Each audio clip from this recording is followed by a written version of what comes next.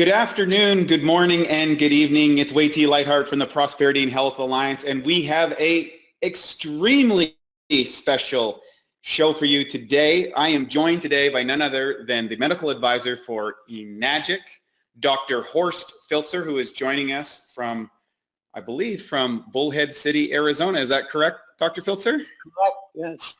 We're out in the desert, and it's cooler now. It's pretty nice.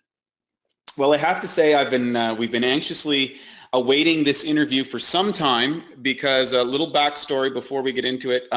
10 years ago when I was introduced to Kangen water, I was impressed by its ability to reduce inflammation from my training, and it had a significant positive effect on my recovery.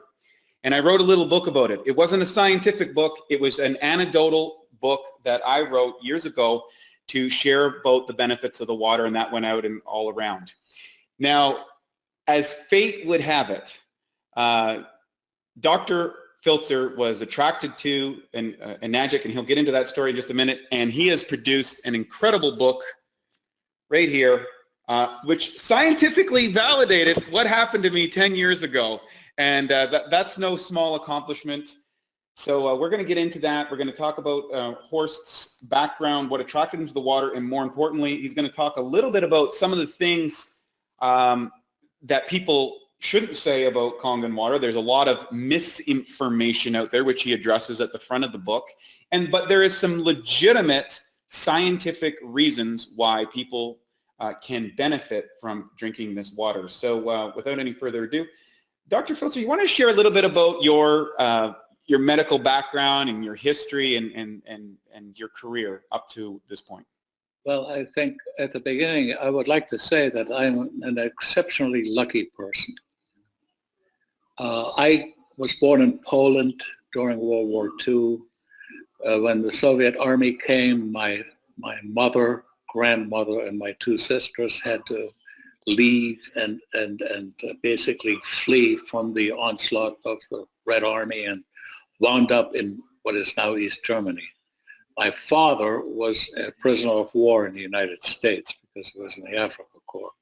But to make a long story very short, we wound up in the United States, of all places, in Fargo, North Dakota, and I went to high school there, and I went to the University of North Dakota in Grand Forks, and subsequently to medical school at Harvard. And that is why I consider myself so lucky. I mean, who would have thought that a guy from nowhere would wind up at Harvard Medical School? And it has been a wonderful experience and has been extremely satisfying. I stayed within the Harvard system as chief of surgery at the Cambridge City Hospital for about 38 years. And then when I retired, I came to Bullhead City because I owned some property there. Of all things, I found retirement deadly. Do not ever retire. Drop dead, but never retire because it's dementing. And, I'm not an avid golfer. I do ride my Harley. I did until this year when my wife made me stop it. But I've ridden my bike everywhere on the continental United States. And I still miss it, but to make a long story short, I went back to work and I practiced vascular and general surgery in Bullhead City when I met a patient who came in complaining of pain, hadn't known him before. Make a long story short, being a vascular surgery, pain being in the abdomen, radiating to the back, I checked him out and he had a huge aortic aneurysm. And I fixed it. In any case, he turned out to be at the University of North Dakota at the same time that I was. So I hadn't known him, but I said, you need to stick around here for a few days, but he lived in Las Vegas. I said, you stay at my house. I have a big house and I'm alone. So he brings this machine to my house and asked me if he could hook it up to my sink. I said, knock yourself out, be my guest. Anyway, that's in 2008. He turned on the water. He said, would you like to drink some? I said, no, I'll have a beer, you know. But anyway, I did. And it's strange. It was a different experience.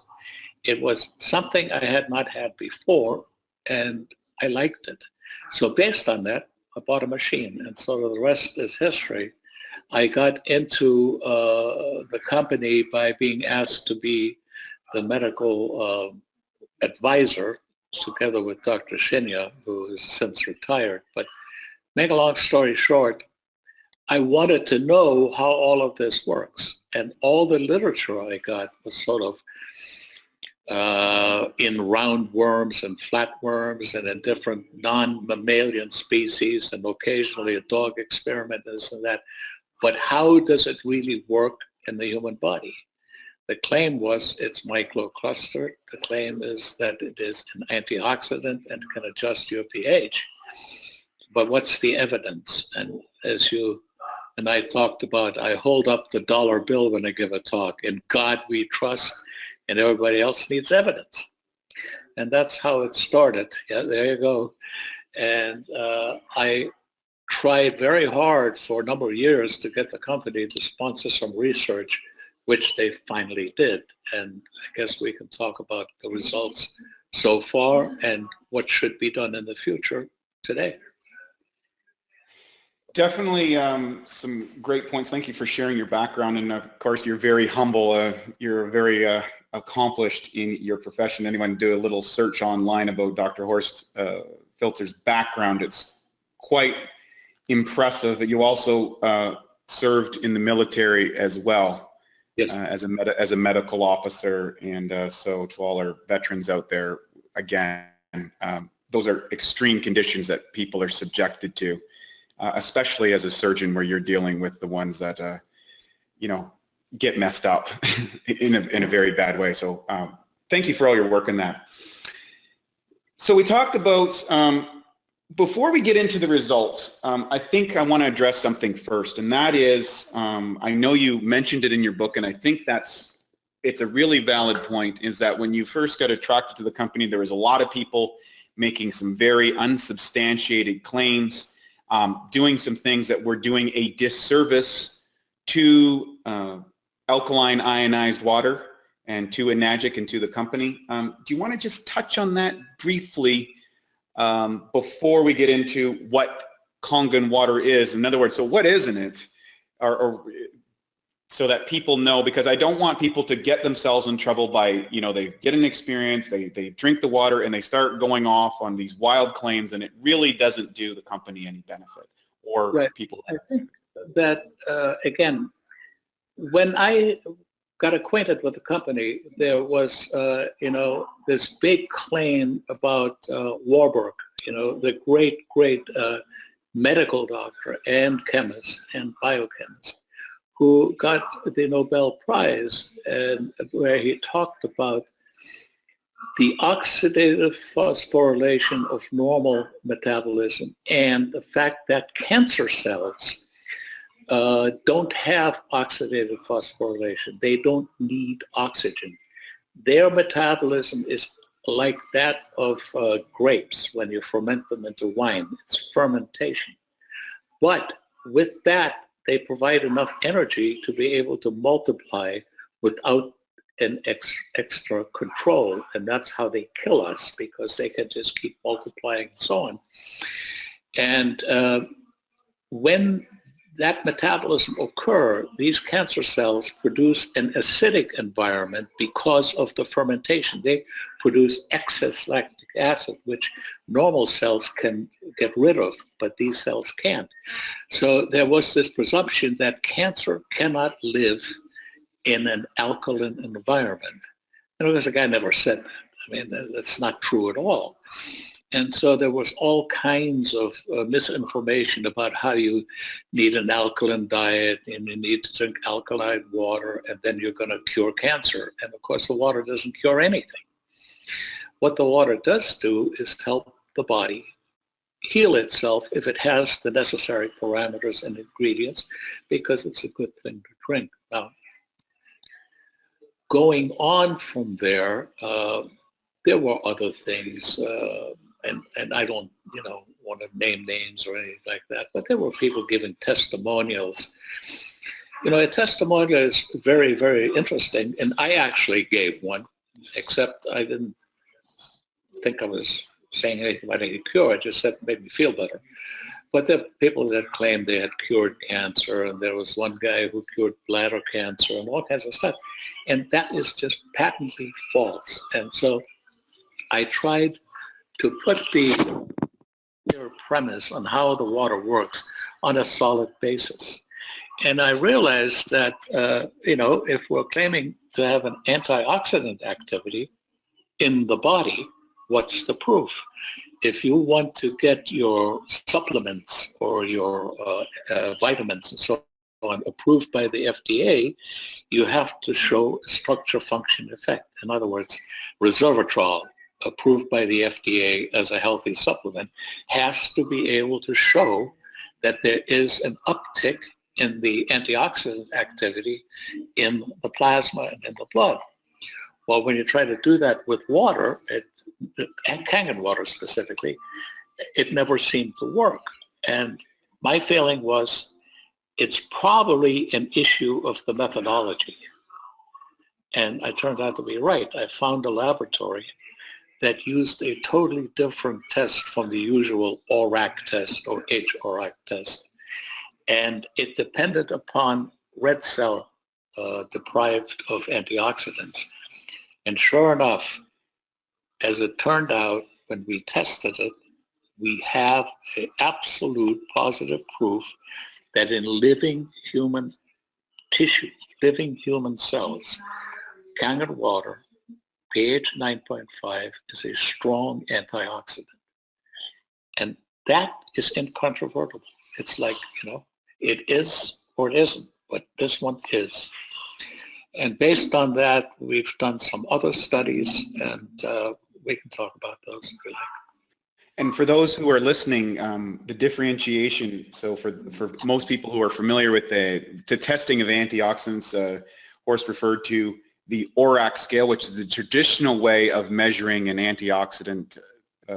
What was the difference that you did, or what was the different methodology that you used to measure the antioxidants? Because I know there'll probably some scientific people that will get access to this at some point and would be interested in that particular methodology that you use to demonstrate that Kangen water elicits an antioxidant effect in the body. There's a laboratory in Klamath Falls, Oregon, run by Dr. Gitte Jensen, who developed this proprietary test. It's a CAP-E test. It's an erythrocyte living tissue culture test where they deprive the erythrocytes of antioxidants. And then when they add antioxidants to it, it has a reaction and they can measure it. Now, the ORAC test and all those other tests were all based on colorimetric tests. And, I'm not a biochemist per se, but if you don't have color to the substance or can't add color to the substance, it doesn't work. And water is odorless, colorless, and tasteless, allegedly. So anyway, it's a single test unique to this laboratory, and it's a great laboratory. It's highly accredited and has done some great work, particularly in immune systems. Fantastic. So let's talk about some of the tests that you run. I think you did something, you did the antioxidants, you did some exercise testing, and you were demonstrating some positive responses in inflammation and recovery. I think you did some athletic tests and stuff inside the book. You want to talk a little bit, I guess it was, you measured Kangen water for the antioxidant properties, which are measurable against ordinary tap water, correct? And proved. Right. Yeah. And the proof there was? Well, the proof was that the ordinary tap water in that particular region has a pH of about 8.6, 8.5, and the ionized water, pH 9.5, was absolutely superior in producing a good measurable antioxidant effect. Now, just to backtrack a little bit, I had to convince the company to fund these things. And I figured if I could convince them to spend some short money with some tests in tissue culture that would prove to be, beneficial, or at least prove our hypothesis, then they might be willing to cough up a few more bucks for some human tissue, human participant culture studies, like a significant number of people involved in the study. The magic number is 12 to 13 for statistical purposes. So the initial studies in tissue culture showed an antioxidant effect, and it showed an effect of being able to suppress the inflammatory response. And that's huge because we say, anecdotally, that this stuff is good for itis, for arthritis, and sinusitis, and all kinds of different things that are based on inflammation. So if you have something that suppresses inflammation, you can do a lot of people a lot of good. Think of the model of the arterial plaque, where there's an injury from free radicals to the plaque, and then the inflammatory response to that injury, trying to heal the injury, actually results in deposition of cholesterol and all kinds of things, in a progressive event, unless it's unchecked, that can give you occlusion of large blood vessels, medium blood vessels, and blood vessels critical, like to your brain and to your heart, and so on. So that's just one example of the inflammatory response being responsible for virtually the majority of diseases of our civilization. And so if you have something that subdues that response, and most importantly, it's totally non-toxic and there's no side effects from it at all, then you'd have something, and we in fact have shown that to be true. And then the other benefit was that we showed that when you take this water in conjunction with glucose and put it into the cell, the mitochondria, which are the engine of the cells, are upregulated in their activity. It's sort of like you have, a four-cylinder engine, and you bore and stroke it, and you crank it up, and from 10 horsepower it goes to 20. And that's what happens in our mitochondria. Those were the first tests. And they were inexpensive, and they were profound. And so we went on to a test that involved 13 participants, where we gave them an exercise challenge. And the exercise challenge was one that was predetermined: sit-ups, push-ups, so on. It's a total of 30 minutes of exercise in basically healthy people. And we did that for a month at a time, where the first month they only drank tap water, and then we tested them for recovery from the exercise. We tested them for subjective responses to the exercise. We measured red cell count, white cell count, and also collected a huge panel of serum and plasma from every participant at different phases of the exercise. When the second phase occurred, where they drank Kangen water only, it became evident that the Kangen water group, number one, had much greater tolerance to the exercise. Their red blood cell count went up dramatically and significantly, which meant that their oxygen carrying capacity was increased. The inflammatory response, as evidenced by a neutrophil count and inflammatory cell count, was subdued, indicating that there was a lesser response to the stress of the exercise, and also a quicker recovery from the exercise. And then finally, on a standard accepted psychometric test, the people who drank the water recovered more quickly from the stress of exercise, and also had much less discomfort during and after the exercise.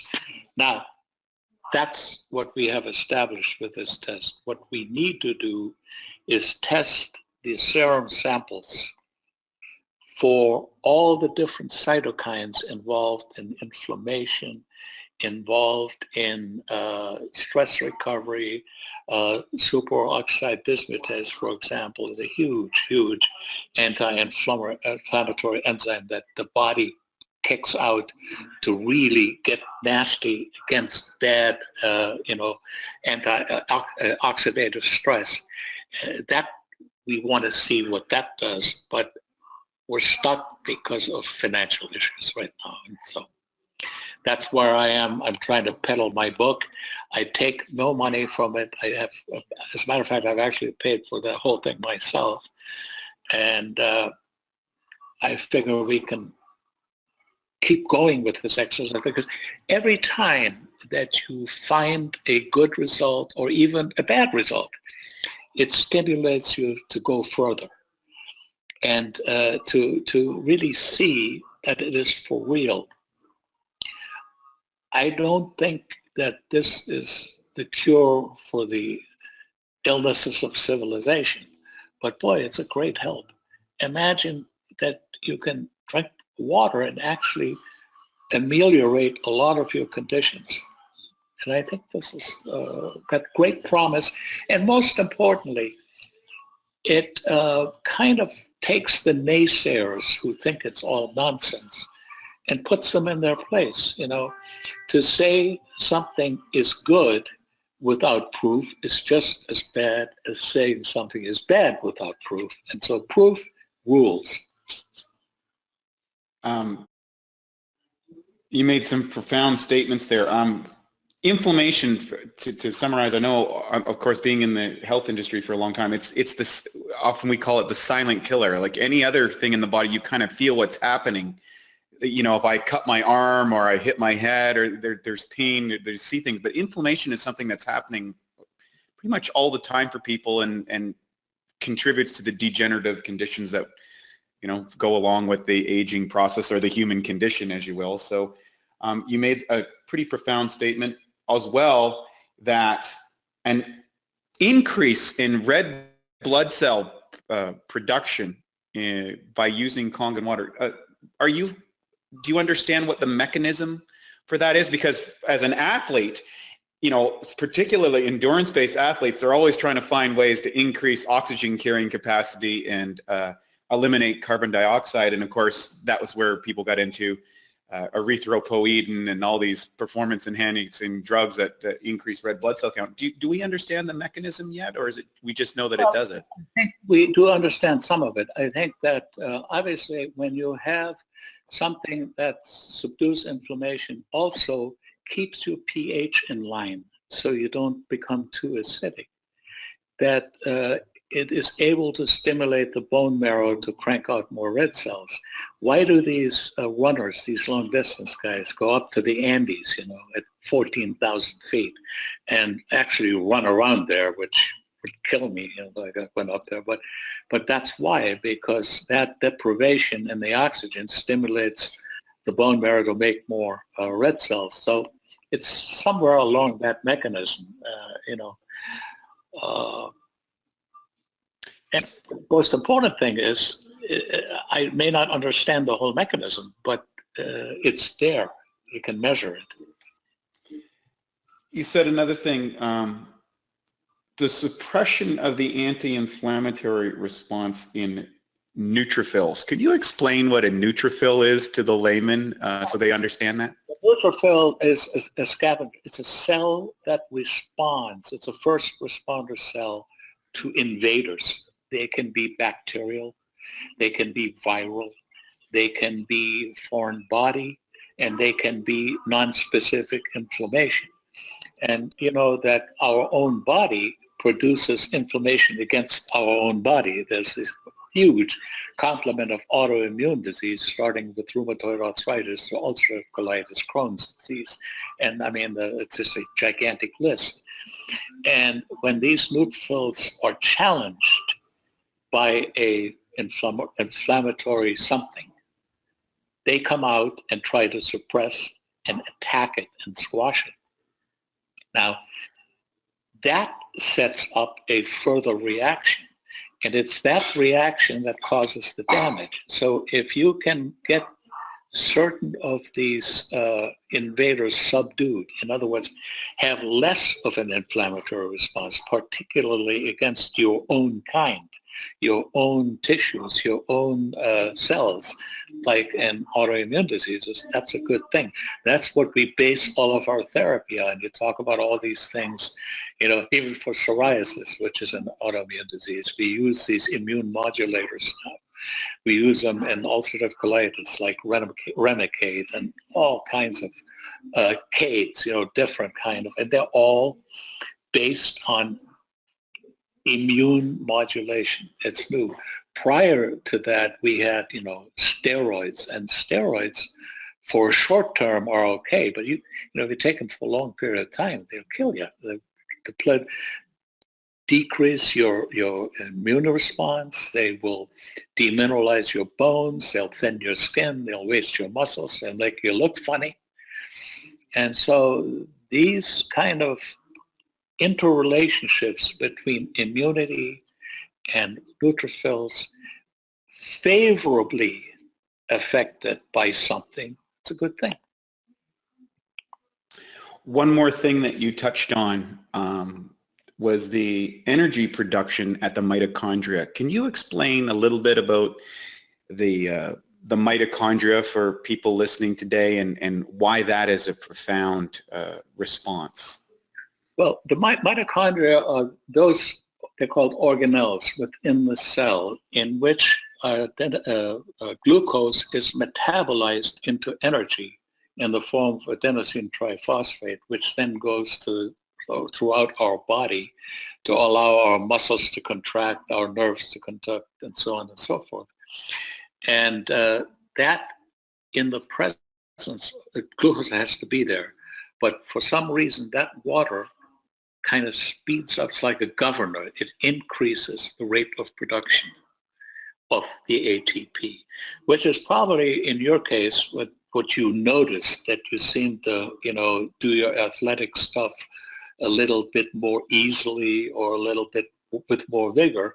That's the reason you had a higher development or a higher production of ATP. And that's what it's all about. Yeah, and I think that's a very exciting point, because I know in the kind of like in the performance side, or as they quote unquote today, the biohackers, the people that are experimenting with improved performance, brain function, and kind of dealing with the world today, they're all talking about the mitochondria and energy production. It's now becoming quite common in parlance amongst people who are studying human performance and improving energy and dealing with the modern world today. Now, there's something that you touched about in the book, and I think this is really important. It was a little side part, and it was the difference between in vitro and in humans. Can you explain that for people so that they understand, if they're quoting aspect of the book, of what that is and what your work demonstrated here? In vitro is basically in a test tube. Right. Okay? And in vivo is in the actual human being.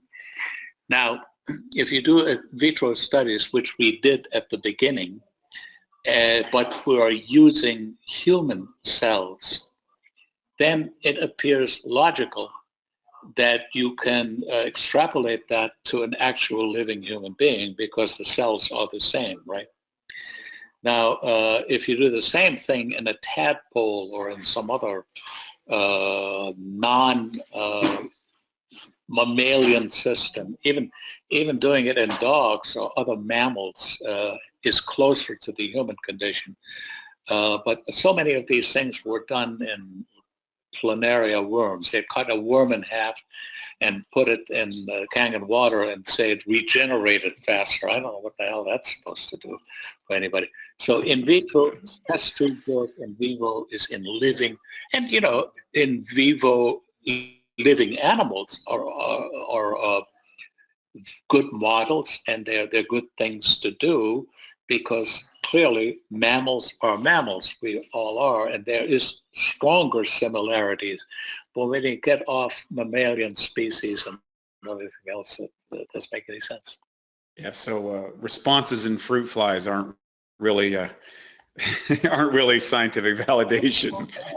You know, Gregor Mendel did genetics with pea plants, and that's fine because it only proves one sector. You're only checking, you know, what inheritance modules are. But it gets a little more complicated when you try to give birth, you know. No doubt. One of the things that, and just to confirm, these were done, you did this first in vitro, and then you actually did this with real live students. Yep. And I believe your statement in Las Vegas when you were presenting your proof was this was, what was your statement for, how would you call it proof? A completely defensible proof, or what was the word that you used? It's a perfect defense against slander. I mean, you know, if you say that somebody is a blithering idiot, and he is, it's the end of the story. You know, he can't sue you for that. This study was great. First of all, it was a completely bulletproof study. One, it was approved by a review committee consisting of people from the community, from the scientific community, from colleges, different, that adjudicated the study for its relevance and validity. Also for the fact that no people would be harmed, and if there was harm, potentially that would be mitigated and so on. So to get a study like this done, you've got to go through a lot of hoops. And then study was presented to the NIH, the National Institute of Health, and it was put in the trials.gov section. And it's listed there with the government. And they go through this study. They don't just let you put, you know, any kind of study on that. There has to be a rigorous scientific program with it and a rigorous scientific scrutiny. And we passed all of this and continue to do so. Which is phenomenal. Did I miss anything in regards to the study that that you felt that you would also like to share about on this? Do we cover all the points of this particular work? I think we pretty much did it. I mean, you know, I hate to sound like a broken record, but this study kind of mandates that we continue with more.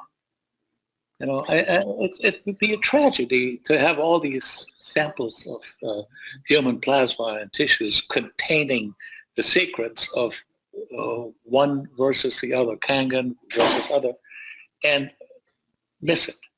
And so it's sort of a window. We need to get on with this by about the first 3 months of the year. And, you know, we're working on financing.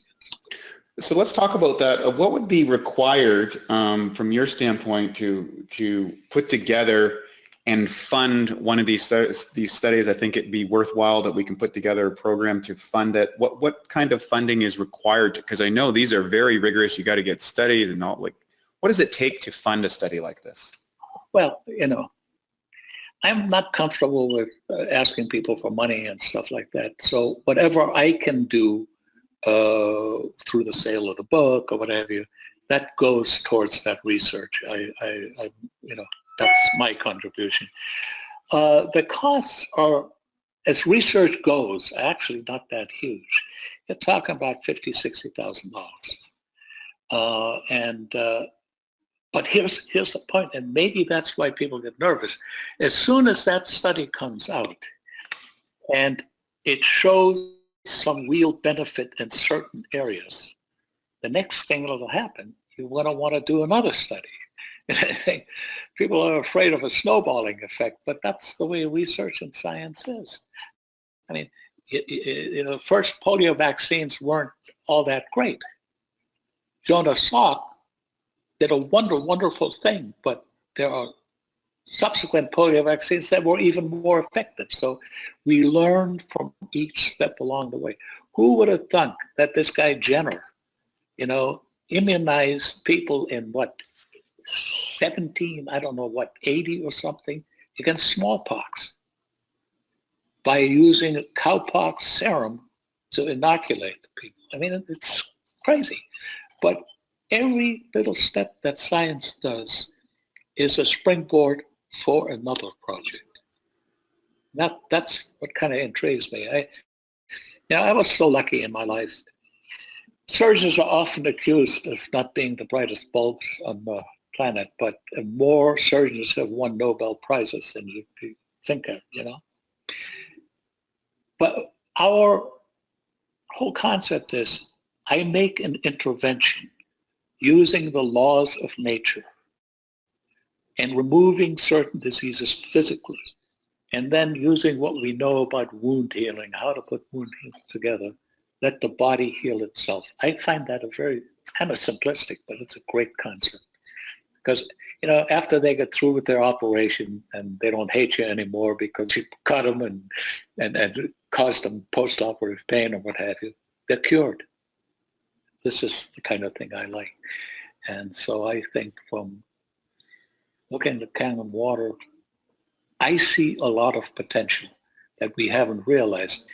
And we can talk about global health. We can talk about global financial health. You don't get the word out there, and you don't have a hardcore, provable message. Yes, people will buy the machine, but if you want to do it globally, everybody should have it. I'm going to just put the book is Kangen Water, Scientific Study Results of the Benefits of Kangen Water in the Human Tissue Culture and Living Human Volunteers. And it is available. We're going to put a link in this particular recording at www.kangenwaterstorelv.com. I'm encouraging everybody to go out and buy as many of these they can over the Christmas holidays, or whenever you're watching this, if it's past Christmas. Get these out and get these into people's hands. Get them into people who have a little bit of maybe skepticism and demand scientific rigor. And also know that the money is going to a great cause because it's going to be to fund some further studies that will further solidify and prove some of the other aspects that you believe that this water positively affects in the human body. I'm correct with that? Did I say that correctly? Perfect. So with that, what we're going to do is we're going to go to questions and answers for Dr. Filtzer. So for those of you who are still on the call, there's a number, there's actually a lot of people on here. So if you want to type in a particular question related to Kangen water, please do so, and myself or Kim will bring that up. You can just type it into your computer. Okay, that's right. We got a bunch of people on here. And the one thing I have a question I want to lead off as some of these come up. And that is that you've been using, I believe, Kangen water in your wound healing clinic in Bullhead City. Is that correct? Yes, I have. As you know, pH 2.5 is a strong oxidant, right? This is a positive pH. And it has an ORP, at least in my machine, of about 1,300. And what it does, it produces a hypochlorite ion. And that water kills every germ known to man, including viruses. And I have hardcore evidence for that. We've had that tested in separate laboratories. And the beauty of it is the hypochlorite ion kills all germs, but because the water decays over time, because as it loses its electric charge, there is no tissue damage. If you use a fully buffered hypochlorite like Dakin solution, you can use it for a week or so, but after that it actually damages the tissue because it is so powerful and so strong. And so this has been, I think, very helpful in my clinic. We have very good results in my clinic. And you deal with some pretty horrific conditions of open wounds. I've saw some of the pictures, and of course we know we have antibiotic resistant strains of bacteria which are a problem. Is it effective against those in your? It is effective even against the Delhi strain. and the plague strain of MRSA, it is effective against. We have not seen any antibiotic resistance to that water. That's an incredible thing. That's a real incredible. Just on its own, outside of the drinking water, just to have that function is incredible. Let's go to the questions here. Okay, we have the screen. Okay. This is coming from Roger Gadet. And he says, I want to tell you it was an absolute honor for you to be in the audience in Hawaii to hear my story about the Gulf War syndrome. And thank you for your kind words said to me afterwards. I always remember it. And thanks again for all you do. I guess not a question, but Roger, of course, is a big fan. What do we have here else? Will we receive a replay? Yes, there will be a replay to this webinar. We post all of the trainings and education on the prosperityandhealthalliance.com. You can look under videos or past trainings. There's a whole section, and all of these will be up there. This will be up here, and you can share it freely. It's no charge. It's a service to everybody who would like to witness it, and I think it's great to have Dr. Filtzer on here this evening. Do we have any other questions?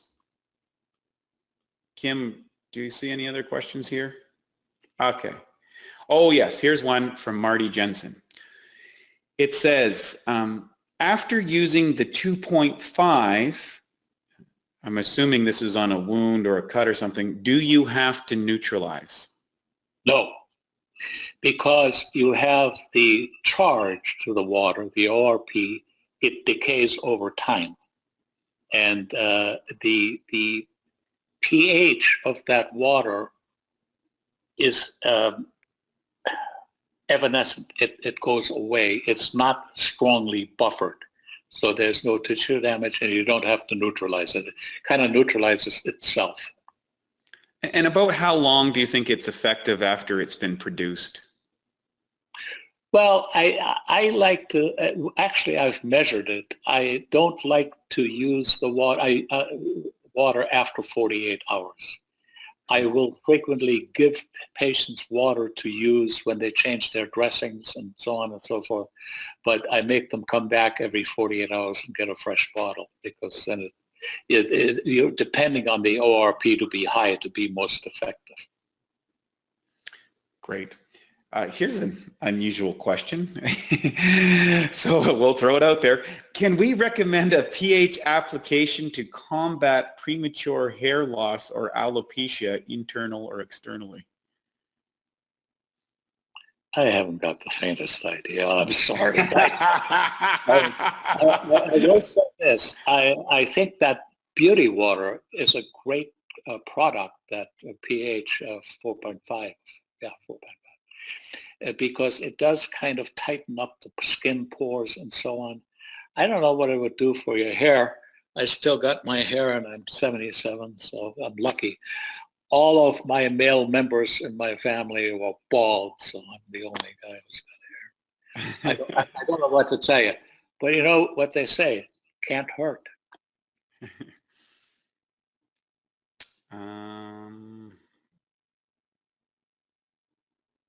Now here's a question. It's a little loaded, so I don't know if we can answer this, but it says, why is the water so helpful with autism, and how do we know that the 2.5 water is at its highest potential?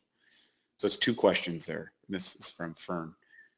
I would have to refer you to some experts in the autism field.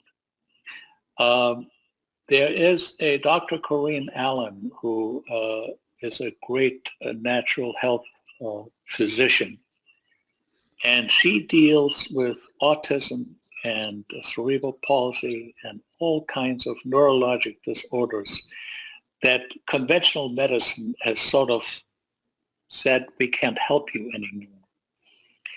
And she uses the water widely. She uses 9.5 for these people to drink, occasionally some 11.5, although the company position on that is that it shouldn't be drunk. And the results that she gets with these patients are absolutely remarkable. Google her name, Corinne Allen, ND, naturopathic doctor.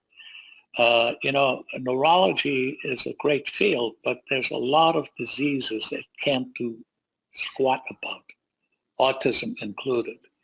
And she gets good results. She says that the water is the most important tool that she has. On the other hand, I'm also convinced that because of her and the fact that, Hippocrates said you've got to lay on hands, you've got to touch your patient, you've got to inspire them, you've got to be constantly involved with them, and she gets incredible results. Now, about the 2.5, I think the 2.5 is strictly a topical agent. You can't drink it, although it's probably no more acidic than 2/3 of, the soda drinks. But that's a topical agent against bacterial sanitation. It is a wonderful surface agent. It passes all the EPA standards for surface sanitation and sterilization. So that's about it. And Dr. Corinne Allen, that's CORINNEALLEN, and I think she's also available at brainadvance.org for those who are looking. But if you search her out or type in with Kangen water or autism, you will find her relatively quickly, and she is doing incredible work. Next question.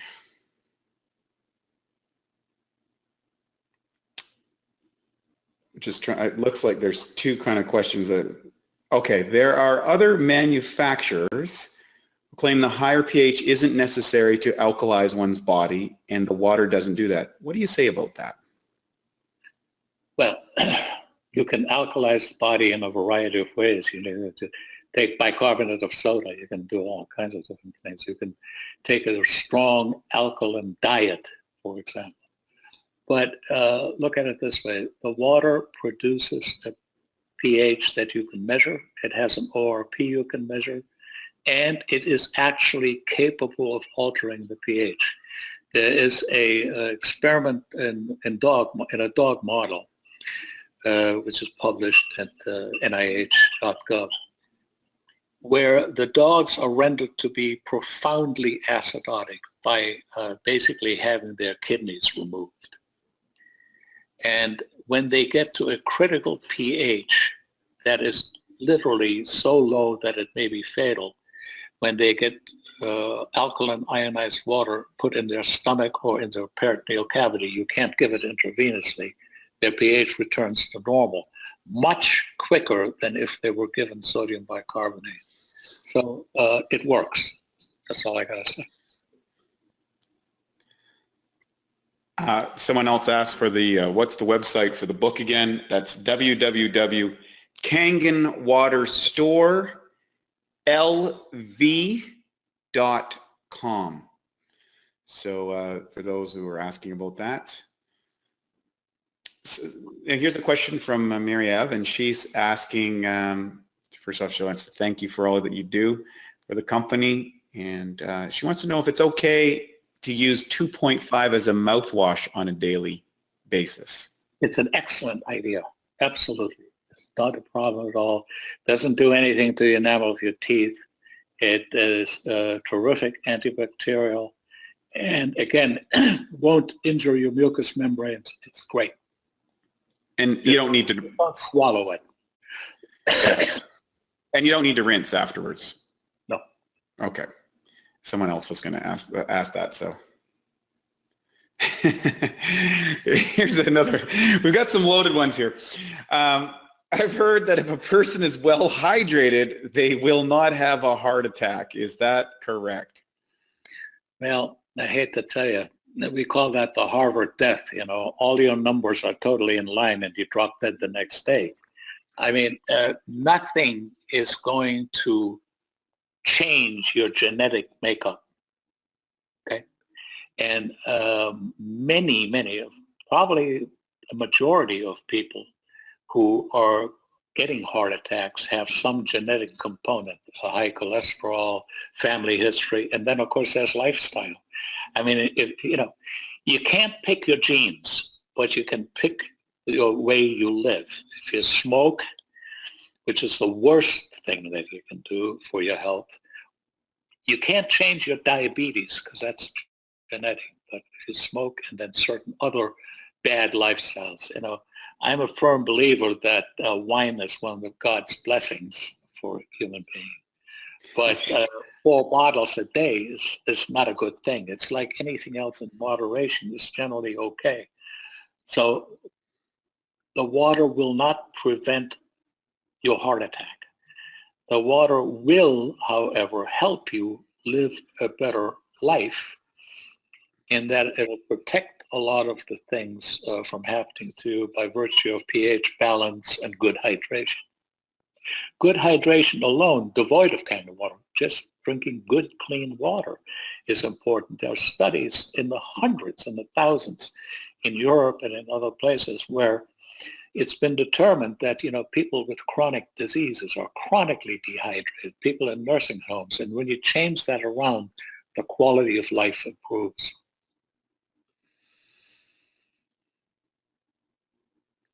Let's see here. I put 2.5 on a lady's wound and it caused her a lot of pain and she was understandably resentful. What do you do for this problem? Well, let me say this.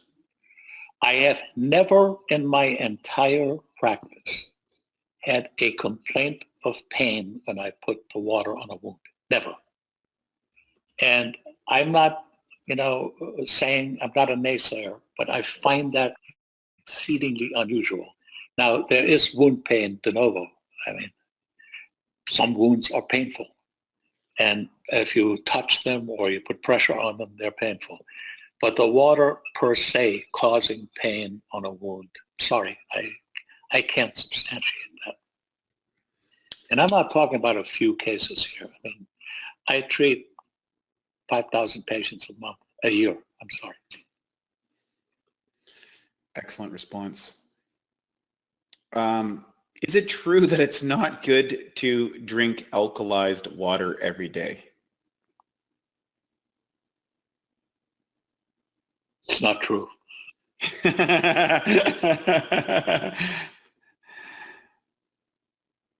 All right. Let's see. I think we've covered all the questions.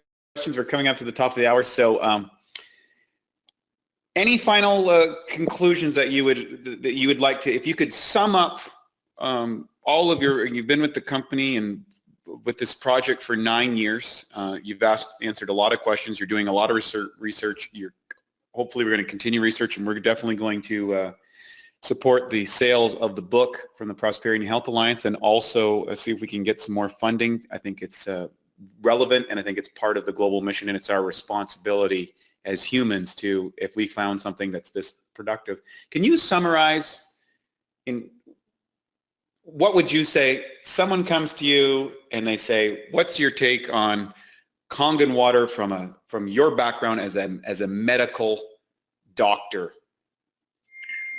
I would say that Kangen water is a very important adjunct to a program of overall good health care, preventative medicine, and a concept of using the water and diet, exercise to improve the quality of your life. And it does that by having the 3 basic properties, which is the ability to change your acidic pH to be a strong and powerful antioxidant, and also to have the ability to be absorbed much more quickly and more efficiently into your system. And based on that, that differentiates it from ordinary water. Fantastic. Dr. Filtzer, it's always a pleasure. One of my most favorite people to chat with. I know I always pull you aside as soon as I see you at any one of the events. I wish you continued good health and continued success with your research. We'll be talking more about this book here, Kangen Water. If you don't have a copy, don't buy one, buy a bundle, share it with your friends. You can get it at kangenwaterstorelv.com. I've actually put it in here. It'll also be on the show notes in the bottom of the YouTube channel. Thank you so much for your contribution. I know that you work diligently on this. It's just a pleasure to know you, and I feel grateful that our paths have crossed, and so much that you've done for us and for our company. Thank you so much from the bottom of my heart, Horst. It's just such an honor to have you on our show. You're my man. I love you. Love you too. Take care and have a wonderful evening. Bye-bye.